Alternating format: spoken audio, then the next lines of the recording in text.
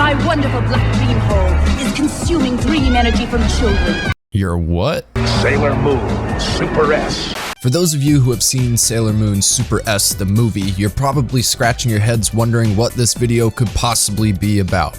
And that's a good question, because at face value, this film, if you can even really call it that, is basically just a double-length episode of Sailor Moon with a higher budget. Definitely the best of, but still merely another in a list of mediocre movies slash companion pieces to the seasons that came out year after year while Sailor Moon was broadcasting in Japan. However, sometimes the value of something isn't equal to its literal price or review score, which is surprisingly high, 7.5 out of 10 on IMDb and even higher on other sites. And look, I'm a pretty harsh critic when it comes down to actually scoring things, which I don't do here on this channel, but like, in my humble opinion, Pulp Fiction is a 7.5 out of 10. Check out the big brain on Mike. Sailor Moon Super S, the movie, is not a 7.5 out of 10, but it is one of my favorite movies of all time. So let me once again take you back to the dark ages, back to when Target started using ska music in its commercials, America Online ruled the world, and Blink-182 and Eminem headlined Warped Tour. The year was 1999. Let's get into it.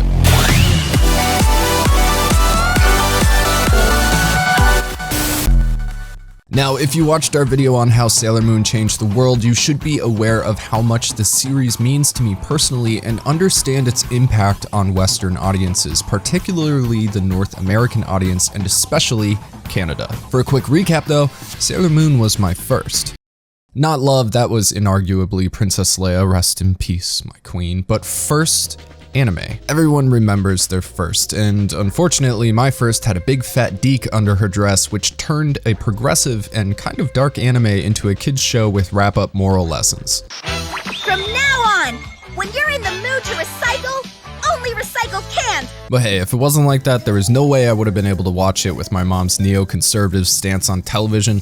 Like, do you have any idea what it was like not being able to watch the Power Rangers in the 90s? Anyway, between my love of Star Wars, the X-Men, and Sailor Moon, I was pretty much doomed at a young age to become what I am now, whatever that is. Let me know in the comments so I can put it on my resume. But anyway, by 1998, Sailor Moon was moved from its 1995 no man's land time slot of like 5 a.m. on local channels to a primetime after-school block on Cartoon Network we all know as Toonami, and it instantly became more accessible to everyone.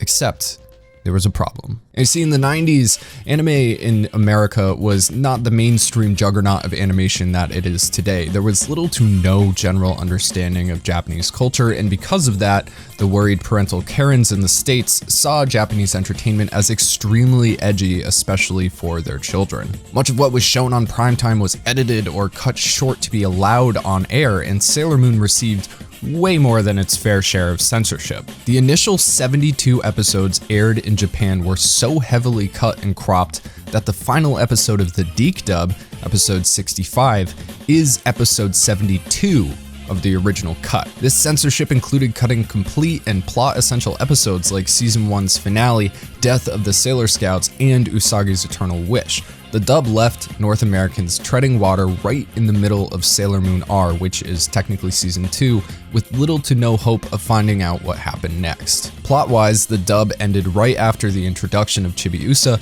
and while the rest of R was dubbed in '97, this distribution did not include the United States, meaning our Canadian neighbors knew what was up. But Americans were still in the dark until Toonami began airing Sailor Moon in '98, but that still didn't include the last, 128 episodes that aired in Japan, not to mention those missing censored episodes that we never got to see. Now, to be fair, those 17 missing episodes of Sailor Moon R that Canada got first, they absolutely earned that with an underground campaign called SOS, or Save Our Sailors, where they all ate a bunch of Pop-Tarts to convince the company to advertise during Sailor Moon to get it back on air. F***ing Canadians, man. Now this brings us to 1999, when the Sailor Moon movies were officially brought to the West in their subbed and uncut form. A revelation, I'm sure, for many who weren't me, because I was 8 years old and had yet to refine my taste for the Japanese language, not that I would have been allowed to watch those movies anyway. But it was a big move, and by this time America was finally matching Canada's ratings for Sailor Moon, and there was finally money to be made for our old friends who ruined our One Piece video,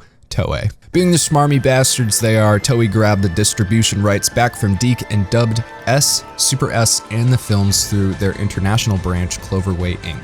And credit where credit is due, they were far more uncensored than the DiC versions, which still isn't saying much.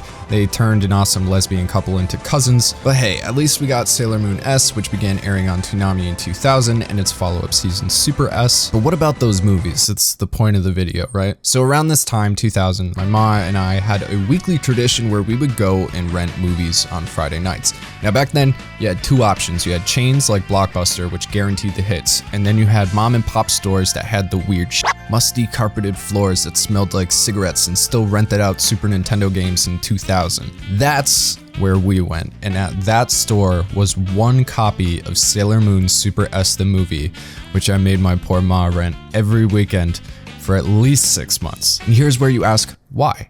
And the answer is age and time periods. You see, back then, getting your hands on something was hard. eBay was around, but the idea of online shopping wasn't really a thing yet. And as far as TV went, we hadn't even figured out DVR, so if you missed something, it was gone until the network aired it again, and sometimes they never did. I'm also from the sticks, and we didn't have some underground LA Japanese run store, or honestly, even a Japanese person. So with a VHS tape of Sailor Moon, I had the show at my instant disposal all weekend, every weekend. Now the other question is, why Super S the movie? Well, at the time I was 9, and this movie in particular revolved around Chibiusa or Mini Moon and other kids. It's basically a Pied Piper ripoff. This guy named Pettidu, which sounds hilariously like Pedo Dude, is going around spiriting kids out of their beds to use their dream energy for another space witch to create a black dream hole and destroy the Earth.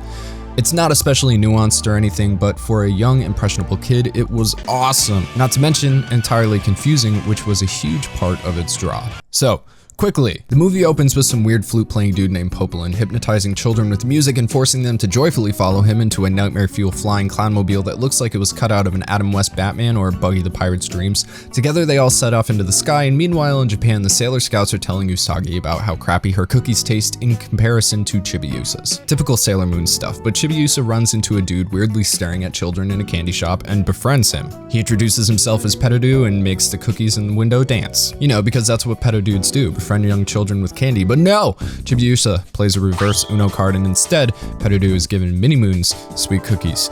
Fade to nighttime. That same night, Chibiusa wakes up hypnotized by yet another flute melody and joins the rest of Tokyo's children as they walk towards the sound. She's followed by Usagi and the Sailor Scouts, who snap her out of the trance, but then Popolin wrecks all the Sailor Scouts with weird inflatable balloon children. Transformations happen, then they fall for a gingerbread house illusion. Tuxedo Mask, he throws a rose, breaks a spell, gets his ass handed to him. That's basically his entire role in the movie. The scary clown ship is also a magical projector which projects a message from the true villain in the film, Queen Badiane. Nay, honestly it reads like Bad Diane. Pettidu calls it quits, not believing in Queen Badiane's "it's all for the children's internal happiness" story, and Mini Moon gets captured again. She arrives with the rest of the children and finds them all sleeping in dream coffins. She's captured by Queen Badiane and is held against her will, as Badiane explains that in the center of the floating castle, a dream black hole is forming, gathering the magical sugar energy from the children. What the hell is sugar energy? Eventually, the black hole will overtake Earth and every human will be in a dream coffin. Basic main villain exposition at its finest. The movie switches back to the Sailor Scouts as they, with the help of Pettidu, fly to the castle in the sky to rescue Chibiusa and all the kidnapped children. They get shot down in the castle with its one cannon, fight Snap, Crackle, Pop, and the Rice Krispie Nightmare Children, get help from the Cooler Scouts. This time, they're gonna need a little help. Namely Uranus, Neptune, and Pluto.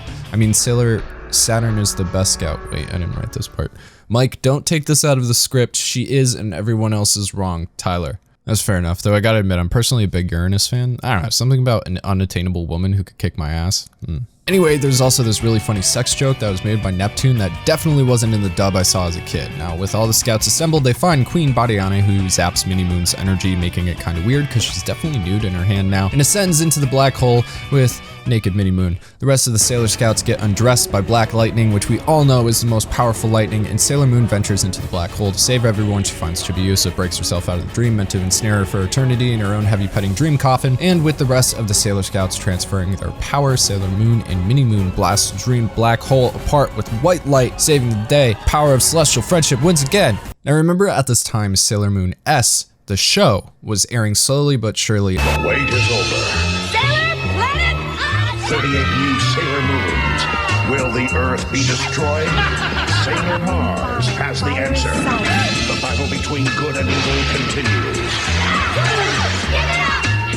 Sailor Moon, all new episodes, starting Monday, June 12th, only on Toonami, so I was unaware of characters like Pluto, Uranus, and Neptune, who all show up in Super S the movie to help save the day. Also, the scouts have new powers and transformations, and compared to R, Minimoon was now kind of a badass. At the age I was, I didn't understand that these shows already existed in a manga form, or that they had been out in Japan for like 6 years at this point, or even that they were translated or Japanese to begin with. So Super S the movie was like a glimpse into the future and came totally out of left field, which really got my imagination churning like crazy. Obviously, there was more out there to discover. It also sparked my first cringe attempt at content creation with my own all-dude version of Sailor Moon, starring me and my friends. A comic series that is hopefully long gone from this universe, but marked a change in my personal existence as a human being. I was no longer just a consumer, but also a creator. It was the first time I felt the need to make more because I wasn't satisfied waiting for things to come to me or hoping that what was out there would be to my taste. I wanted to make what I wanted to see, and the easiest way for me to do that then was with paper and pencil. Within a couple years, my room was full of art supplies and how to draw anime books, and I had moved on to an X-Men ripoff comic with some of my friends from school. Okay,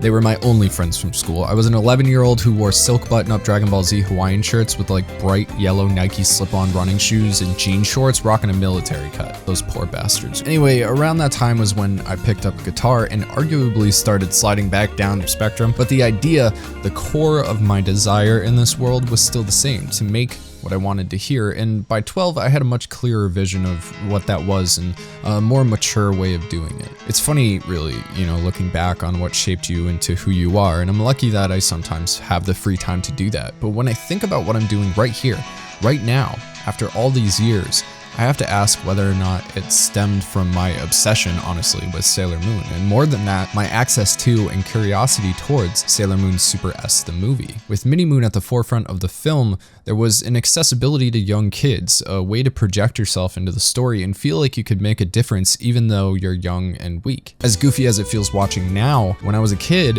it was a boost I needed to feel like I could do something too. In the big scheme of things, Sailor Moon Super S the movie is entirely skippable. Not seeing it will not ruin your Sailor Scout experience. It's just there if you're interested. I don't even recommend it. There's a lot of things out there like that, especially for a long-running shonen anime like Naruto and Dragon Ball, though Tree of Might still slaps. But for me personally, Super S the movie is invaluable in its importance, and I watch it still to this day just to remind myself of good times. And who knows, I mean, if you're interested into getting more into the storyline of Bonsai Pop, maybe the film is worth checking out for you. But if you have the time, let me know what inspired you to be who you are now, and if you have less time, maybe just let me know what your first anime was. I'm genuinely interested in hearing your stories, so please put them down below. This week's video is brought to you by our patrons, specifically our lucky patron of the week, which is All Brand Half Man. Thank you so much. And our Super Saiyan God of the week, Emmanuel Casca. Thank you so much for your very generous donation to the team.